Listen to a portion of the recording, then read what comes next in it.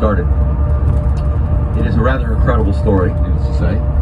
On the one hand, it's pretty complex and straightforward, but on the other hand, there are some complicated parts of this story and some interesting twists and turns and decisions and calculations made that did not end up boding well for Custer and his men. Speaking with the Rangers over the years here, come to find out that there are almost 500,000 people that come to visit this battlefield. And they tell me that a very large percentage of those 500,000 people come here without a whole lot of knowledge of the battlefield. We know it existed. We know the battle happened. But we don't know always the intricacies, the details of it. And when people come here, they really are hearing the story, the detailed story, for the very first time. Now, I'm sure you know, is most of the principal characters of this story. It really does start with President Ulysses S. Grant. Of course, we've talked about George Armstrong Custer. He's clearly the star of this story. But of course, you've got the other side of the equation, the Native Americans. And we've talked about Crazy Horse, seen his memorial. Sitting Bull, another name that you know and is very much involved in this as well. Actually, he served a very interesting role in terms of getting more of the Native Americans to join him, where they ended up settling.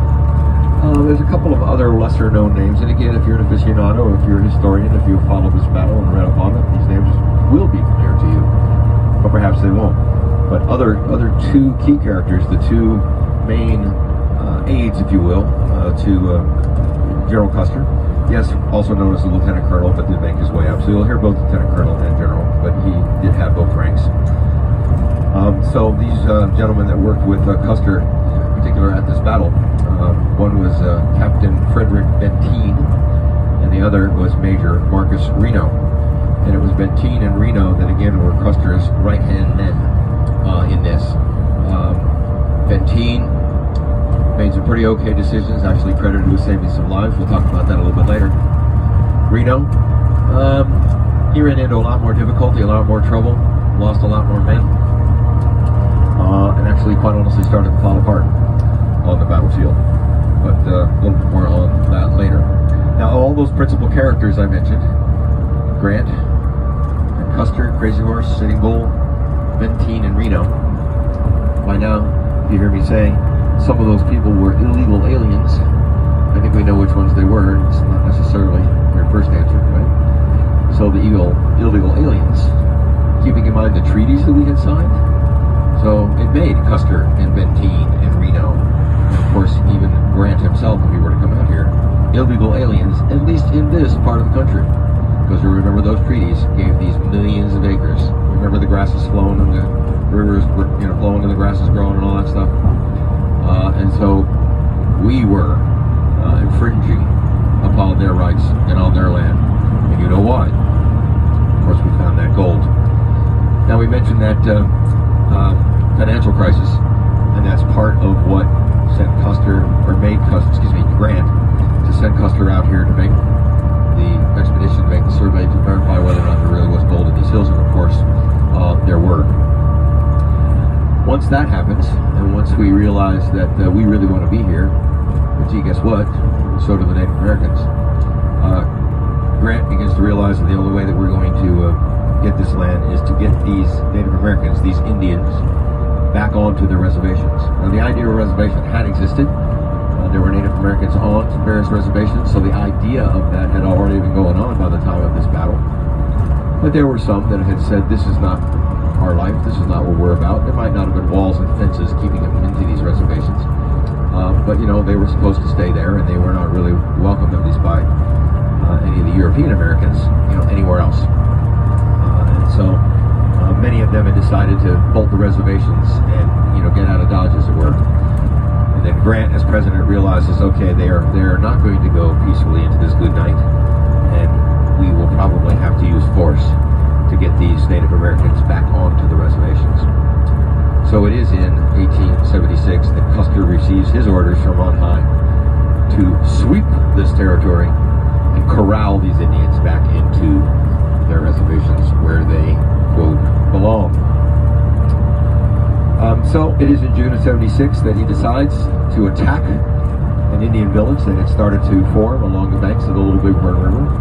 And while we may not be able to get close enough to actually see the water in the river, you will be able to see line of trees where the river runs and where that Indian village was.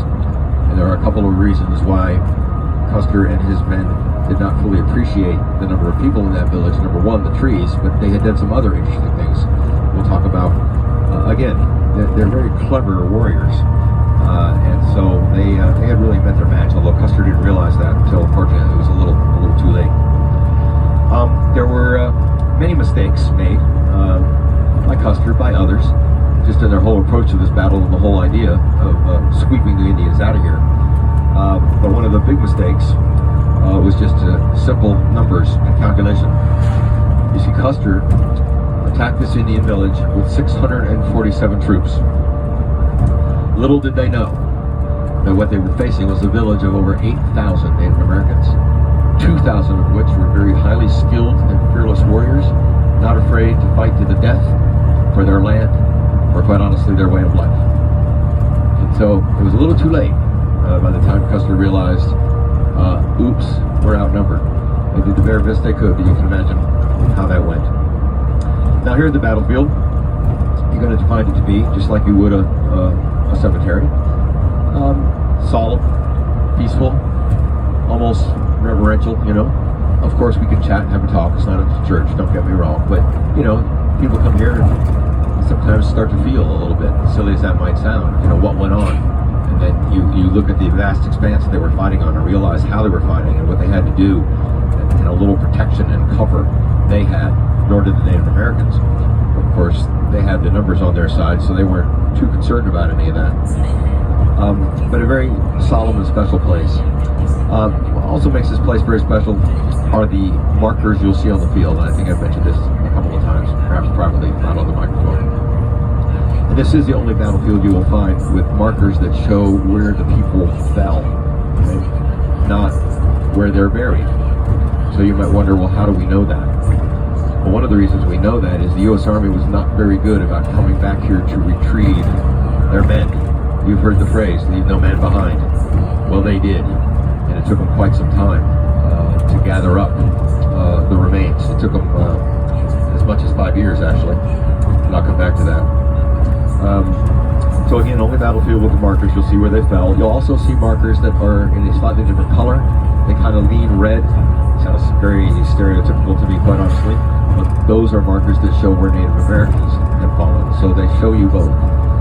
There are certainly more white markers than there are red markers. And again, the numbers pretty clearly explain to you why that is. As you can well imagine, since that battle of 147 years ago, this site has been a site of a variety of protests of all kinds by the Native Americans. Again, almost always about the treatment and the taking of their land and so on and so forth. Now, again, don't know about you folks, and I think we're mostly on the same page in understanding that some of the things that European Americans did and how they did it, maybe, I hope, maybe with those learnings we might have done something differently. But they did what they did, and so it did upset the Native Americans of all tribes many years. And so protests happen quite often out here in the battlefield. To me, this is embarrassingly recent, that only in the year 2003, 20 years, just 20 years ago, they finally put in a memorial for the Native Americans for the Battle of the Bighorn. And you'll see that memorial right near Last Stand Hill. Our plan is, after we do our little ride through the battlefield, that we're hoping we're going to find a place so we can pull the bus over for you to step out and get some pictures of Last Stand Hill, the markers, and of course the Indian memorial is right there as well. Just looking ahead a little bit, if for some reason we're not able to park the bus right there, you can walk to Last Stand Hill, and in fact during that first 30 minutes that I'm going to